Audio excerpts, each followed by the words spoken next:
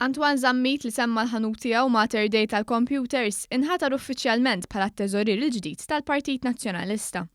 Zammit kien l-unika persuna li applika biex jidħol għal din il-kariga u ġie kkonfermat bħala t-teżorier tal-Partit Nazzjonalista fl-laqgħa tal-Eżekuttiv li saret il-ħamis filgħaxija.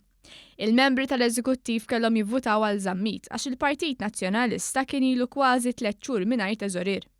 Antoine Zammit, magħruf bħala Mater Day tal-Computers, ikkontesta l-elezzjoni tal-kunsill lokali f'isem il-Partit Nazzjonalista Zabbar. Iżda Zammit ma ġiex elett fil-kunsill lokali. Zammit se jieħu post David Camilleri li f'Ġunju li għadda rreżenja f'nofs kontroversja kbira wara li vvota fil-laqgħa tal-Eżekuttiv tal-Partit Nazzjonalista li matula kellha jintella s-siġġu battal ta' David Stellini. Charles Selvaġġi, negozjantu kunsillier fl-Imsida, kien l-unika persuna li ħareġ għal din il-kariga, iżda rtira n-nomina tiegħu ftit qabel il-vot.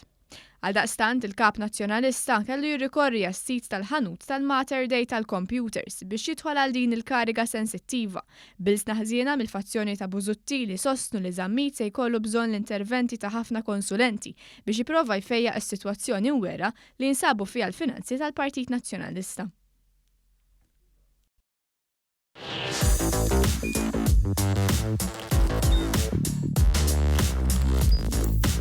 Idħol fuq one.com.mt u hemmhekk tista' tara l-programmi kollha li jxandru fuq One permezz ta' One Play.